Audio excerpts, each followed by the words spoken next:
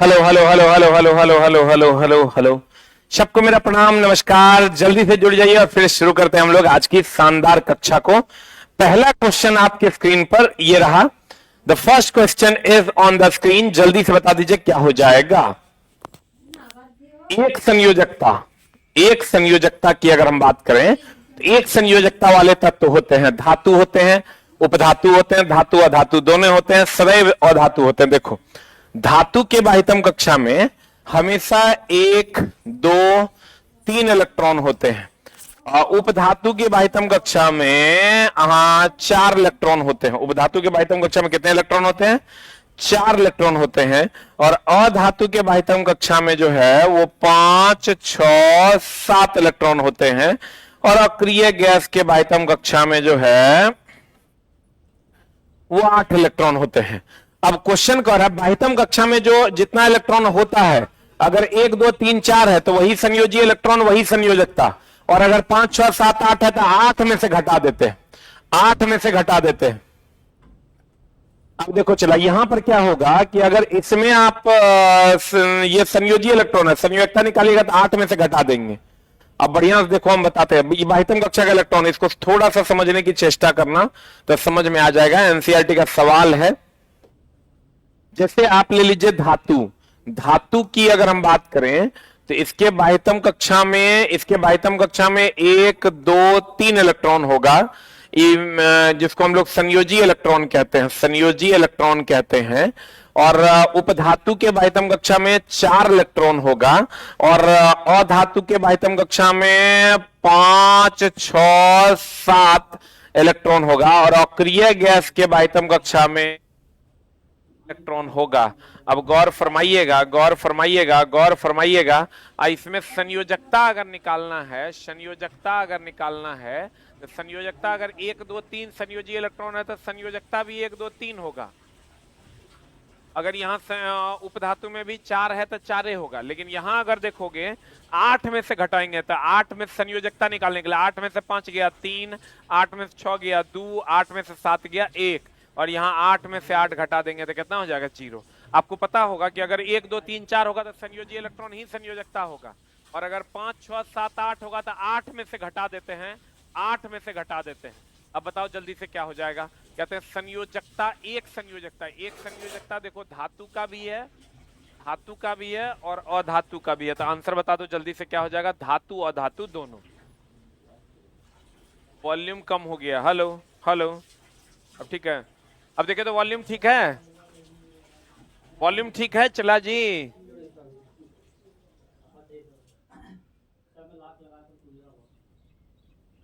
अभी देखे तो वॉल्यूम ठीक है, वॉल्यूम ठीक है। तो बताइए, संयोजकता निकालने के लिए आपको पता होगा कि जो संयोजी इलेक्ट्रॉन होता है, बाह्यतम कक्षा का इलेक्ट्रॉन होता है, अगर 1, 2, 3, 4 तो वही संयोजकता होता है, और अगर 5, 6, 7, 8 होगा तो 8 से घटा देंगे, 8 से घटा देंगे। आंसर, आंसर हो जाएगा धातु और धातु दोनों। अगला प्रश्न आपके स्क्रीन पर ये रहा। जल्दी से इसको लिख लीजिए फिर हम लोग आगे बढ़ेंगे। जल्दी से लिख लीजिए फिर हम लोग आगे बढ़ेंगे। अगर 1, 2, 3, 4 होगा ना तो संयोजी इलेक्ट्रॉन ही संयोजकता, 5, 6, 7, 8 होगा तो 8 में से घटा देंगे। कहते हैं गुणसूत्र बने होते हैं, गुणसूत्र बने होते हैं। गुणसूत्र किसके बने होते हैं? जल्दी से बता दीजिए। गुणसूत्र बने होते हैं किसके? डीएनए के, प्रोटीन के, डीएनए एवं प्रोटीन दोनों के गुणसूत्र बने होते हैं, डीएनए के भी और प्रोटीन के भी। ये ध्यान रखिएगा। चला, गुणसूत्र। आप बताओ आनुवांशिकता के लिए क्या जिम्मेवार है? आनुवांशिकता के लिए क्या जिम्मेवार है? आनुवांशिकता के लिए, आनुवांशिकता के लिए जिम्मेवार है क्या? एक ऑप्शन है डीएनए और दूसरा ऑप्शन है जीन। बताओ जल्दी से आंसर क्या हो जाएगा? आनुवांशिकता के लिए जिम्मेवार है डीएनए और जीन। क्या हो जाएगा आंसर? जल्दी बता। आनुवांशिकता के लिए जिम्मेवार है डीएनए और जीन। क्या हो जाएगा आंसर? जल्दी बता। आनुवांशिकता के लिए जिम्मेवार है, चला आंसर मारिएगा जीन, और नहीं रहेगा तो सेकंड आंसर मारिएगा डीएनए। आनुवांशिकता के लिए अगर कहेगा जिम्मेवार है तो अगर जीन रहेगा तो जीन मारेंगे, जीन नहीं रहेगा तो डीएनए मारेंगे। जीन नहीं रहेगा तो क्या मारेंगे? डीएनए मारेंगे। अगला प्रश्न आपके स्क्रीन पर ये रहा। अगला प्रश्न आपके स्क्रीन पर ये रहा, बता दीजिए जल्दी से आंसर क्या हो जाएगा। What is the answer? एक पिंड यू वेग से ऊर्ध्वाधर ऊपर की ओर फेंका गया। चलिए ये पिंड को फेंक दिए यू वेग से। इसके ऊपर उठने की अधिकतम ऊंचाई h है, अधिकतम ऊंचाई जो है वो h है। तो कर h होगी, तब हमको पता है कि अंतिम वेग जो होगा वो 0 होगा। अब फॉर्मूला लगा दीजिए, वी स्क्वायर बराबर यू स्क्वायर, ऊपर जा रहा है तो -2gh। यहां से हम अंतिम वेग को 0 मान लेते हैं तो यू स्क्वायर -2gh। यहां से यू स्क्वायर बराबर हो जाएगा 2gh, h बराबर हो जाएगा you square by 2g is the answer. Answer बता जल्दी से क्या हो जाएगा, एनसीईआरटी का सवाल है। यू स्क्वायर बाई क्या हो जाएगा 2g। Very good.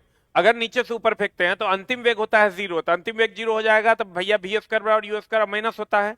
जब ऊपर जाता है तो -2gh, तो यहाँ माइनस हो जाएगा, v का मान 0 हो जाएगा, u निकाल देना है h का मान। You square by 2g is the right answer. You square by 2g is the right answer. अगला प्रश्न आपके स्क्रीन पर ये रहा। अगला प्रश्न आपके स्क्रीन पर ये रहा, गौर फरमाइएगा।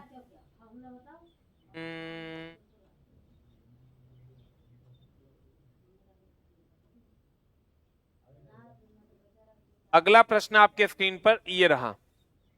अगला प्रश्न देखिए क्या कह रहा है, एनसीईआरटी का ही सवाल है। चला जी, कहता है दिए गए वेग समय ग्राफ का निष्कर्ष निकालिए। देखिएगा चला जी, अगर वेग समय ग्राफ में 5 गो ग्राफ है, ये पांचों ग्राफ क्या बताता है, वेग समय, वेग बटा समय त्वरण का मान होता है, तो वेग और समय के बीच का ग्राफ त्वरण का मान देगा। ये 5 गो ग्राफ है, इस पांचों ग्राफ को स्टडी कर लेना है, आपका काम हो जाएगा। ये अब ध्यान दीजिएगा, ये ग्राफ असंभव है, ये ग्राफ जो है चला असंभव है। ये इसको कहते हैं एक समान वेग का ग्राफ, एक समान वेग का ग्राफ, एक समान वेग। ये वेग और समय के बीच है, तीनों ग्राफ त्वरण का मान देगा। ये एक समान त्वरण का ग्राफ है, ये एक समान त्वरण का ग्राफ है। इसमें जो है, इसमें ऐसे हो रहा है तो त्वरण बढ़ रहा है, ऐसे होगा तो त्वरण घटेगा। इसमें त्वरण जो है वो बढ़ रहा है, त्वरण बढ़ रहा है। इसमें जो है त्वरण घट रहा है, इसमें त्वरण जो है वो घट रहा है, घटेगा। ध्यान दीजिएगा, ये एक समान वेग का ग्राफ है, इतने ग्राफ है, 5 गो ग्राफ है वेग समय ग्राफ में। ये एक समान वेग का ग्राफ है, ये असंभव है। और वेग और समय के बीच का ग्राफ ही त्वरण का मान देगा। ये एक समान त्वरण नहीं, बढ़ता त्वरण नहीं, घटता त्वरण है। अब आंसर बताइए, ध्यान दीजिए। ये सर का वीडियो बहुत अच्छा है। अच्छा जी, आप पढ़ाई पे ध्यान दीजिए, मेरी तारीफ नहीं करनी, अभी पढ़ लीजिए, बाद में एक बार मेरी तारीफ थोड़ा देर कर दीजिएगा, लेकिन अभी चला पढ़ाई पे ध्यान दीजिए, क्योंकि मेरा ये काम सफल तभी होगा, मेरा मेहनत, जब आप पढ़ के रिजल्ट ले पाओगे। नहीं तो मेरा भी मेहनत गया पानी में, और आपका भी मेहनत, आपका तो टाइम भी गया और मेहनत भी गया। कहते हैं देखो, ये 5 गो ग्राफ है वेग समय ग्राफ का, ये एनसीईआरटी का सवाल है। चला जी, ये असंभव ग्राफ है, ये एक समान वेग का ग्राफ है, वेग और समय के बीच का ग्राफ, ये तीनों त्वरण का मान देगा, एक समान त्वरण, बढ़ता त्वरण, घटता त्वरण। अब क्वेश्चन देख लो, वेग समय ग्राफ का ये वाला ग्राफ कह रहा है, ये वाला ग्राफ कह रहा है, जो ग्राफ कह रहा है, बताइए आंसर क्या हो जाएगा। एक समान गति कर रहा है, विराम में है, और समान गति है, एक समान त्वरण है, आंसर क्या हो जाएगा जल्दी बता। ए की बी की सी, जल्दी बता। ए की बी की सी, जल्दी बताओ। ए की बी की सी, व्हाट इज द आंसर। ए की बी की सी, एक समान गति कर रहा है, इज द राइट आंसर। एक समान गति कर रहा है, इज द राइट आंसर। देख लो, वेग समय ग्राफ का ये तीनों ग्राफ त्वरण का मान देगा, यह असंभव है, ये एक समान वेग है। ये वाला ग्राफ आपको दे दिया है, ये वाला ग्राफ आपको दे दिया है, तो एक समान गति कर रहा है, इज द राइट आंसर। जल्दी लिख लो, अब कुछ नहीं करना है। चला, वेग और समय के बीच का ग्राफ, एक समान त्वरण, बढ़ता त्वरण, घटता त्वरण, असंभव, एक समान वेग, एक समान क्या वेग, is the right answer.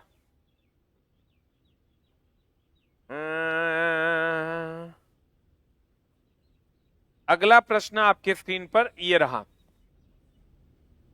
The next question is on the screen is, अगला प्रश्न आपके स्क्रीन पर ये रहा। अरे क्वेश्चन तो इतना ना बड़ा है, चला एनसीईआरटी का क्वेश्चन है, थोड़ा सा बड़ा होता है, लेकिन चला बड़ा मजेदार होता है, इसलिए कि बड़ा होगा तो समझिए कि क्वेश्चन जल्दी बनेगा, बनने के चांसेस ज्यादा हैं, क्योंकि ज्यादा इंफॉर्मेशन रहता है। कहता देखो ये जो ग्राफ है आपका, वो ये ग्राफ कुछ इस कदर है, ये ग्राफ कुछ इस कदर है, ये ग्राफ कुछ इस कदर है, ये ग्राफ कुछ इस कदर है, ये ग्राफ कुछ इस कदर है, ये C है, ये D है, ये A है, ये B है, ये समय है, और ये जो ग्राफ है ये समय है, ये दूरी है। अब देखो कहते हैं ABCD किसी समतल सड़क पर गति कर रहा, दूरी समय ग्राफ दर्शाएगा, सही कथन चुनिए। जो ग्राफ जिसकी ओर होगा उसको फेवर करेगा।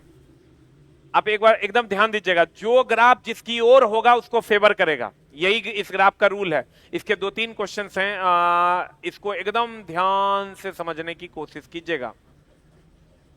जो ग्राफ जिसकी ओर होगा उसको फेवर करेगा। सी ग्राफ जो है वो दूरी की ओर है तो दूरी को फेवर करेगा, और दूरी बटा समय का ग्राफ वेग का मान देगा। दूरी बटा समय का ग्राफ वेग का मान देगा, क्योंकि दूरी बटा समय वेग होता है।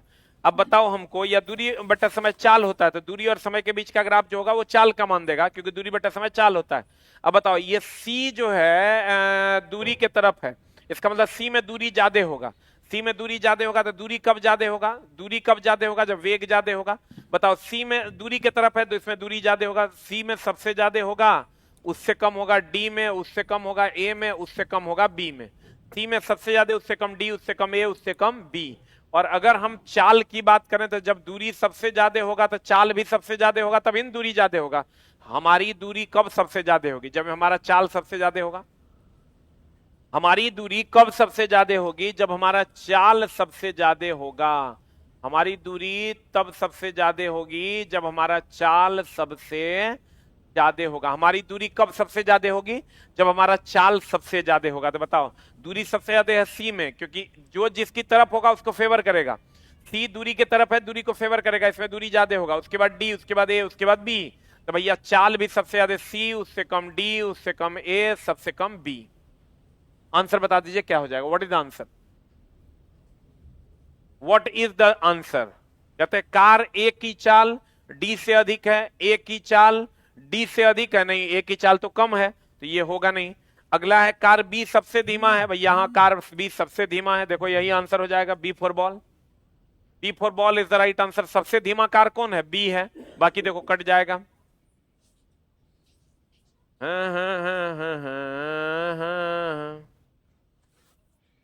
Very good. सबसे ज्यादा दूरी जो वही ट्रेवल करेगा जिसका चाल सबसे ज्यादा होगा। दूरी सबसे ज्यादा है, इसका मतलब चाल सबसे क्या है? ज्यादा है। आंसर किसी पिंड का जड़त्व, हा जड़त्व जड़त्व जड़त्व, किसी पिंड का जड़त्व की बात कर रहा है।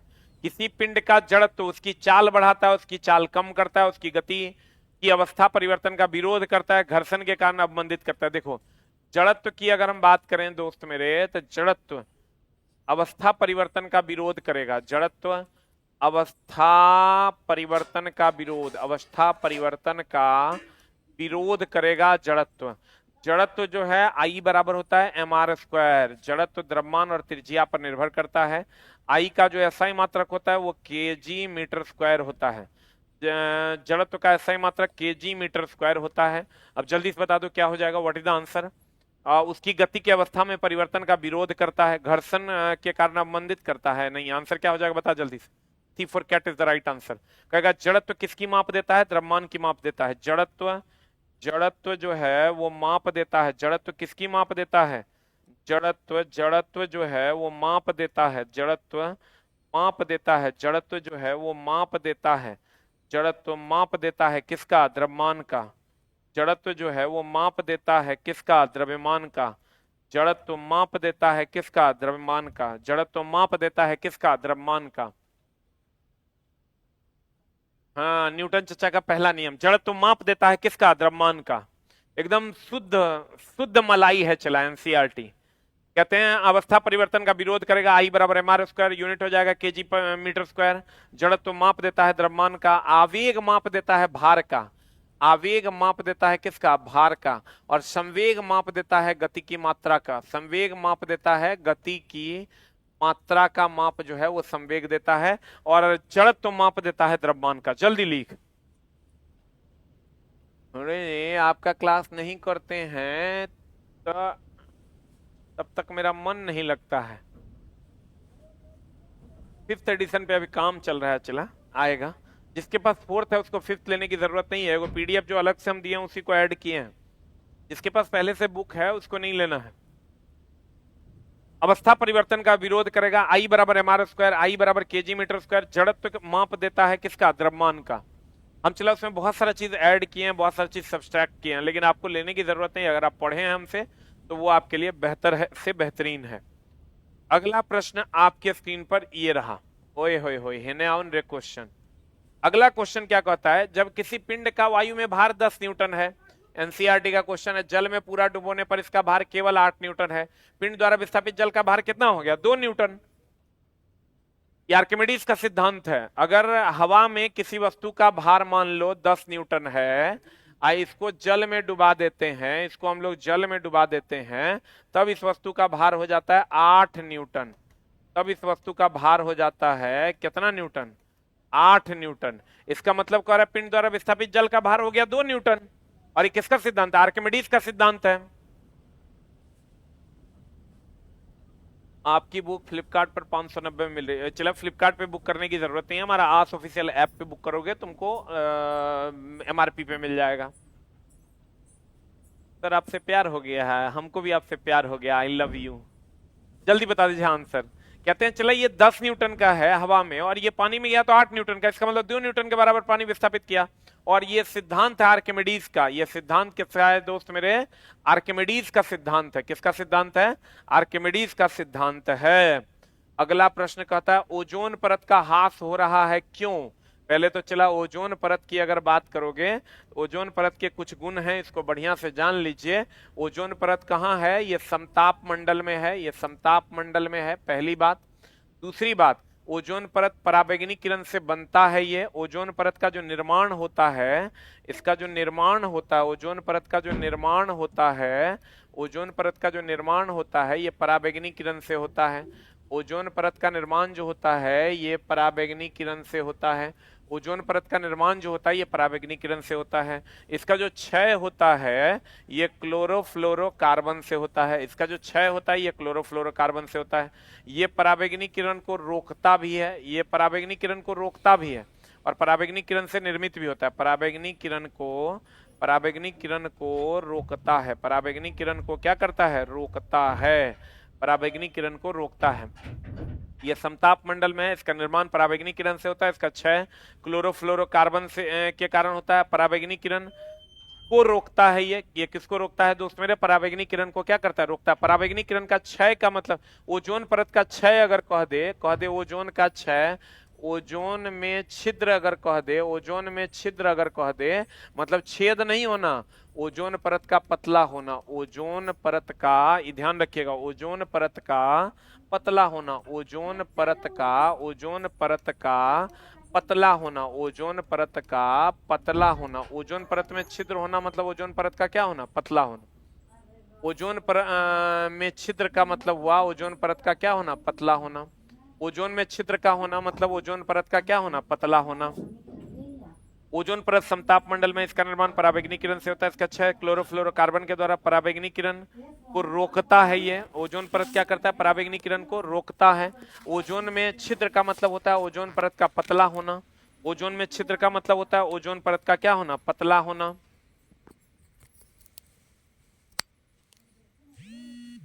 ओजोन दिवस, वेरी गुड, 16 सितंबर को। ओजोन दिवस कब होता है? 16 सितंबर को। ओजोन परत में अगर छेद हो जाना कह दिया मतलब ओजोन परत का क्या हो जाना? पतला हो जाना। दोस्त मेरे, ओजोन परत में छेद का हो जाना मतलब ओजोन परत का क्या हो जाना? पतला हो जाना। और ये समताप मंडल में इसका निर्माण भी होता है पराबैंगनी किरण से, इसका क्षय होता है क्लोरोफ्लोरोकार्बन से। पराबैंगनी किरण को ये रोकता भी है। कहता है ह्रास हो रहा है ओजोन परत का। मोटर गाड़ी के अत्यधिक उद्योग निर्माण, मनुष्य से निर्मित यौगिक जिनमें फ्लोरीन क्लोरीन होगा, उसी से ना क्लोरोफ्लोरोकार्बन बनेगा और उसी से इसका क्षय होगा। Answer C for cat.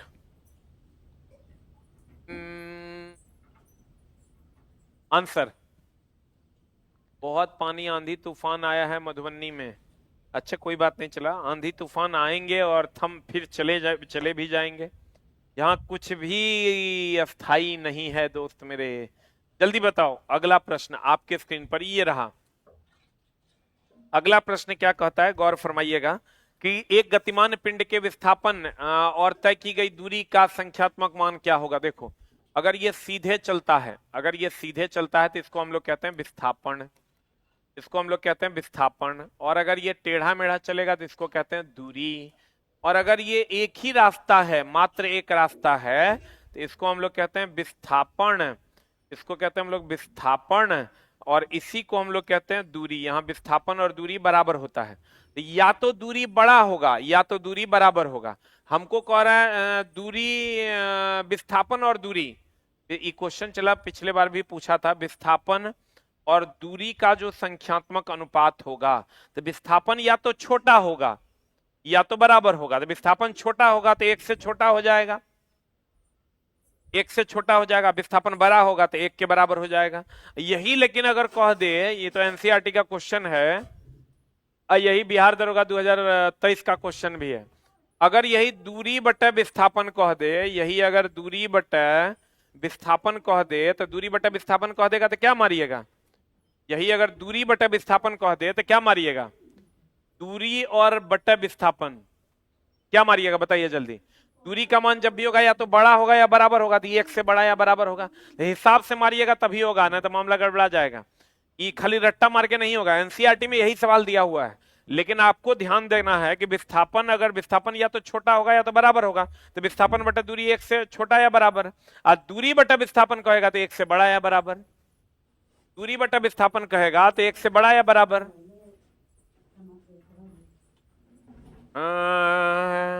दूरी बटा विस्थापन कह देगा तो एक से बड़ा या बराबर, क्योंकि दूरी या तो बड़ा है या तो बराबर है, तो एक से बड़ा या बराबर। विस्थापन या तो छोटा है या तो बराबर है, एक से छोटा या बराबर हो जाएगा।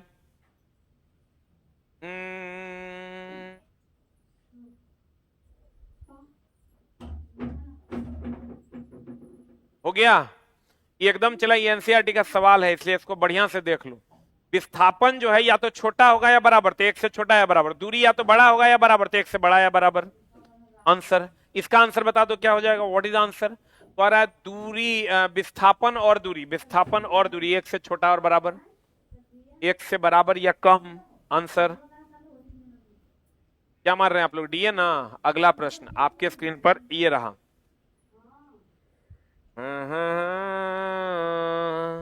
अगला प्रश्न कहता है एक जलीय विलयन लाल लिटमस को नीला कर रहा है, निम्नलिखित में से किसके विलयन में अधिक मिलाने पर यह परिवर्तन व्युत्क्रमित हो जाएगा, यानी नीले को लाल करने लगेगा। तो व्युत्क्रमित तब होगा, लाल लिटमस को नीला कौन करता है, लाल लिटमस को नीला करता है बीआरबी। एक होता है बीआरबी, यानी बेस जो है वो रेड टू ब्लू करता है, और एबीआर जो है, एबीआर बीआरबी होता है। एबीआर, एबीआर बोले तो एसिड जो है वो ब्लू टू रेड करता है, बेस जो है वो रेड टू ब्लू करता है, और एसिड जो है वो ब्लू टू रेड करता है। कहते हैं एक जलीय विलयन लाल लिटमस को नीला कर देता है, लाल लिटमस को नीला कर रहा है, इसका मतलब ये क्षार है, इसका मतलब ये क्षार है। कहता है निम्नलिखित में से किसके विलयन अधिक के मिलाने पर यह परिवर्तन व्युत्क्रमित हो जाएगा। तो व्युत्क्रमित तब होगा जब अम्ल मिलाएंगे, तब ना नीले को लाल करने लगेगा। अम्ल कौन है बताओ जल्दी से,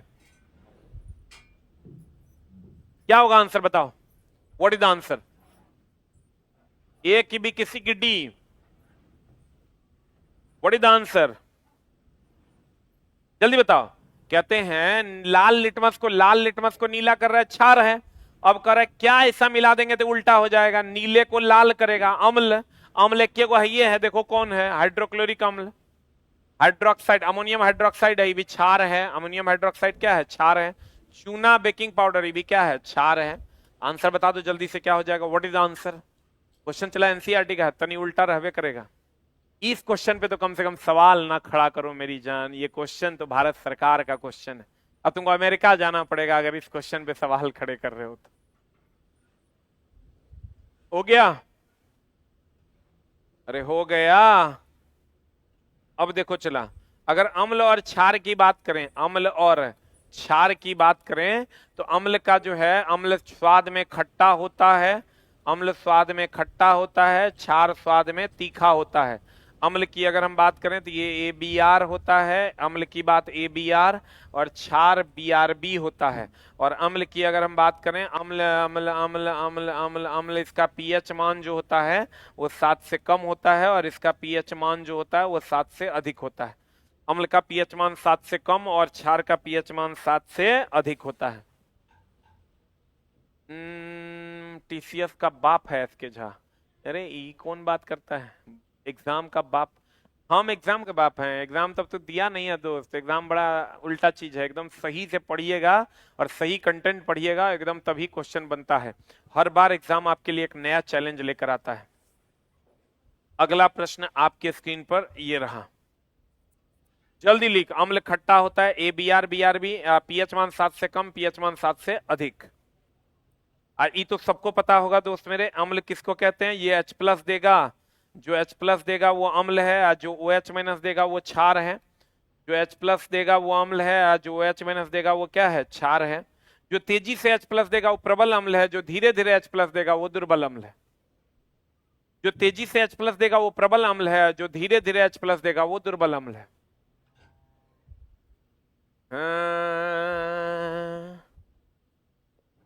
आंसर आंसर आंसर। कहते हैं दांत के इनामेल कैल्शियम फॉस्फेट होता है कैसा? ये हमेशा ध्यान रखिएगा। चला, इनामेल, इनामेल और टूथपेस्ट, इनामेल और टूथपेस्ट ये होता है क्षारीय। अब मुंह जो होता है, मुंह जो होता है, मुंह जो होता है ये होता है अम्लीय। मुंह में जो सड़न होता है अम्लीयता के कारण। अब पेस्ट जो होता है, पेस्ट होता है क्षारीय, पेस्ट होता है क्षारीय, पेस्ट होता है क्षारीय। दांत का इनामेल में कैल्शियम फॉस्फेट होता है, इसकी प्रकृति कैसी होती है बताओ? कैल्शियम फॉस्फेट की प्रकृति कैसी हो जाएगी? क्षारीय। उदासीन की अगर बात करोगे, CONOH2O, ये उदासीन है। उभयधर्मी भी पूछेगा, Al2O3 ZNO PbO2, ये उभयधर्मी है। Al2O3 ZNO PbO2 ये क्या है? चला, उभयधर्मी है। CONOH2O उदासीन है। अम्लीय क्षारीय देख लो, इनामेल और टूथपेस्ट क्षारीय है। इसीलिए तो मुंह अम्लीय होता है, टूथपेस्ट क्षारीय होता है, दोनों मिलकर न्यूट्रल हो जाता है और हमारा मुंह साफ हो जाता है। पेस्ट जो होता है ये भी क्षारीय होता है।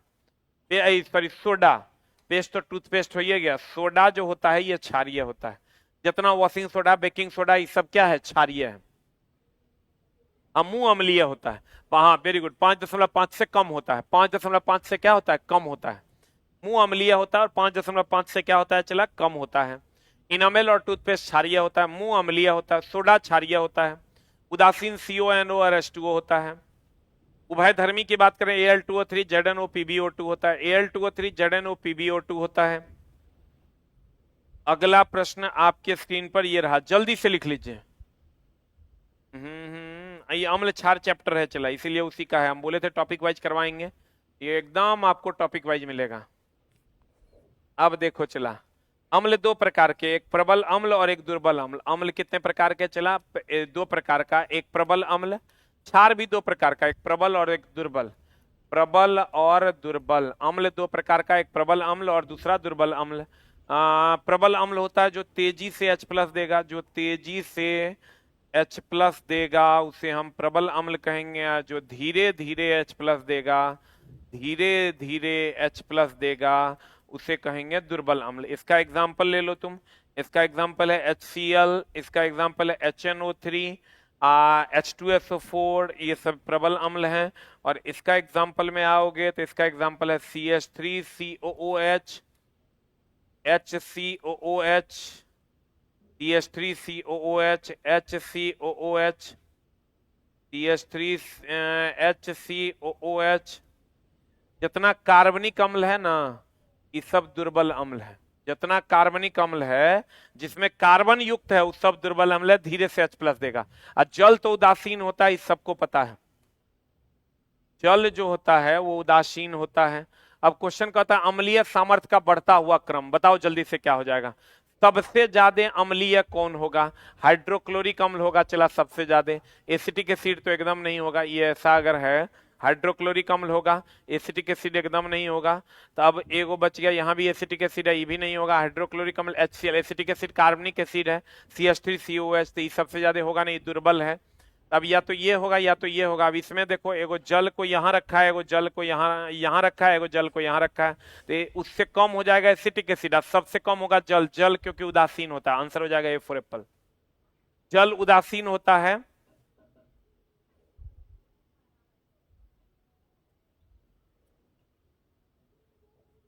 जल क्या होता है, चला उदासीन होता है। जल उदासीन होता है, सबसे कम अम्लीय हो जाएगा। जल उदासीन होता है, सबसे कम अम्लीय हो जाएगा।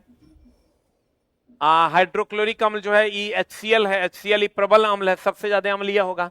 उससे कम एसिटिक एसिड। एसिटिक एसिड क्यों होगा उससे कम, क्योंकि एसिटिक एसिड में कार्बन है, कार्बन है तो उससे कम हो जाएगा। और जल तो उदासीन होता है, सबसे कम हो जाएगा।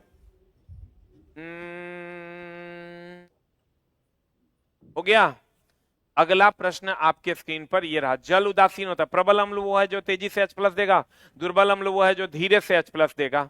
प्रबल अम्ल वो है जो तेजी से H+ देगा, दुर्बल अम्ल वो है जो धीरे से H+ देगा। अगला, धातुएं निम्नलिखित में से कौन सा गुणधर्म नहीं दर्शाती है? धातु निम्नलिखित में से कौन सा गुणधर्म नहीं दर्शाती है? एक तो विद्युत चालकता एकदम दर्शाती है, ध्वनिक प्रकृति टन टन मारेगा, ये भी सही है। तन्यता भी होता है, विद्युतहीनता नहीं होता है। विद्युतहीनता मतलब मंदित होना होता है। अब मंदित होने का कोई गुण इसमें होता नहीं है, मंदित होना ये गुण इसमें नहीं होता है। द्युतहीनता यानी मंदित होना, ये गुण इसमें नहीं होता है। द्युतहीनता मतलब मंदित होना, ये गुण धातु में नहीं पाया जाता है। धातु में क्या क्या होता है, चला, चमक होता है, तन्यता होता है, अधात वर्णीयता होता है, पीट कर चादर बनने का गुण होता है, धातु को एक से दूसरे रूप में बदलने का गुण होता है, लेकिन द्युतहीनता नहीं होता है। अगला देखो, ये क्वेश्चन कितना सुंदर है। ये क्वेश्चन चला देखो कितना सुंदर है। क्वेश्चन क्या कह रहा है? क्वेश्चन कह रहा है एक्स तथा वाई के मध्य अभिक्रिया से यौगिक जेड बना। एक्स और वाई की अभिक्रिया से यौगिक जेड बना, जिसमें कह रहा है एक्स इलेक्ट्रॉन खोता है जबकि वाई इलेक्ट्रॉन ग्रहण करता है। इसका मतलब एक खोया दूसरा ग्रहण किया, तो जेड जो बना है इसका मतलब ये आयनिक बंधन बना है। इसका मतलब ये कौन बंधन बना है? आयनिक बंधन। एक ने त्याग किया दूसरे ने ग्रहण किया, इसका मतलब ये कौन बंधन बना?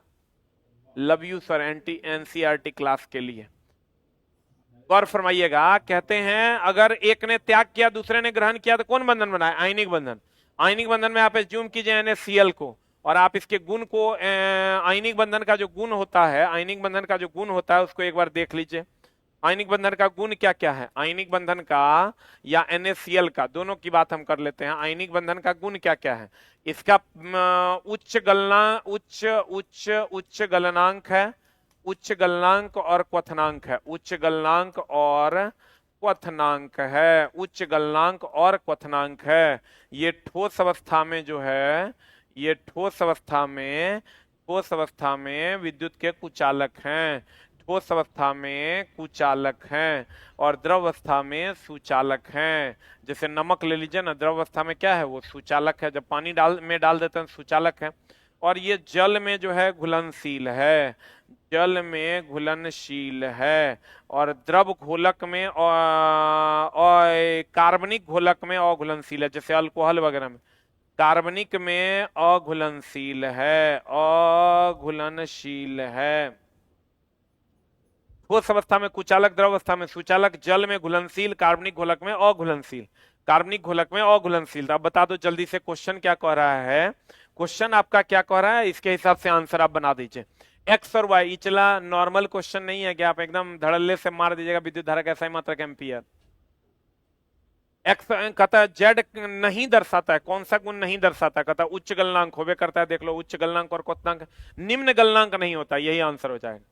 निम्न गलनांक नहीं होता, यही आंसर। गलित अवस्था में विद्युत का चालन एकदम करता है, द्रव अवस्था में सुचालक होता है, ठोस अवस्था में पाया जाता है एकदम। यह ठोस अवस्था में। नमक किस अवस्था में पाया जाता है? ठोस अवस्था में पाया जाता है।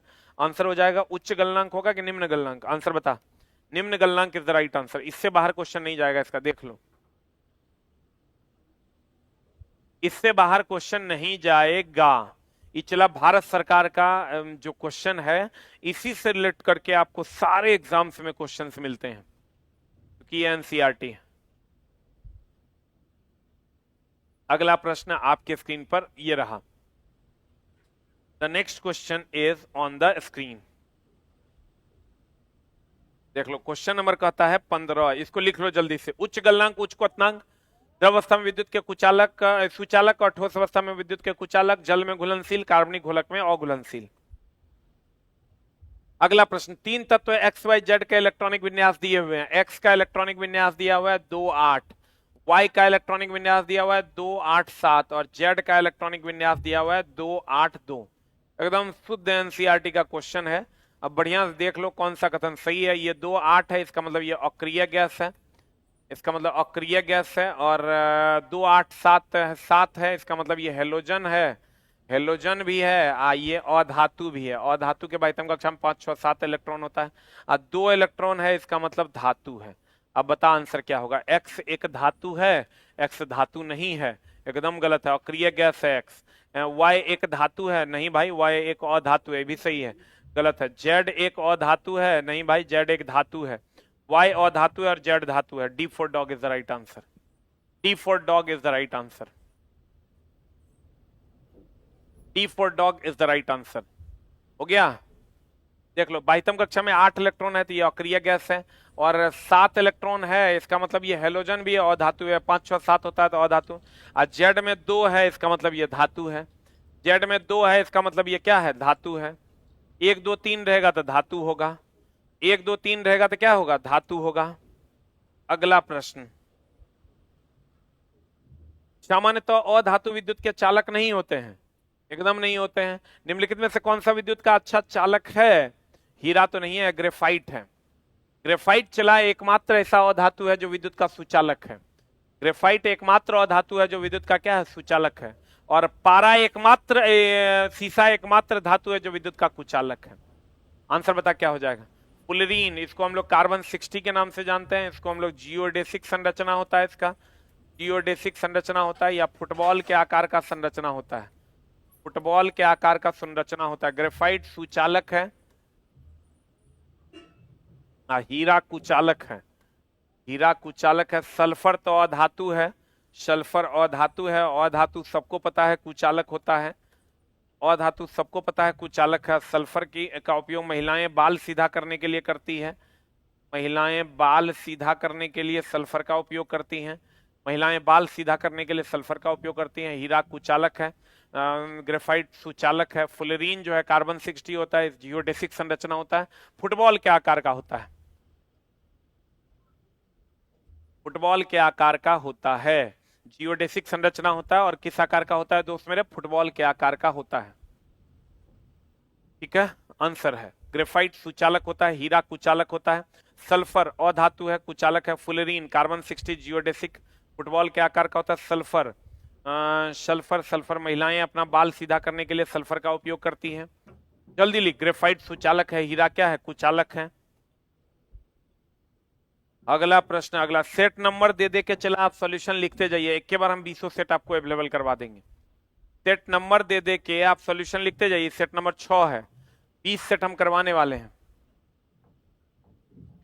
अगला प्रश्न बताओ, CHO है, CHO ध्यान दीजिएगा। चला OH होगा, OH होगा तो प्रोपेनॉल, CHO होगा अल, CO होगा तो ओन, कीटोन जिसको हम कहते हैं। COOH होगा तो इसको हम लोग ओइक एसिड कहते हैं, ओइक एसिड कहते हैं।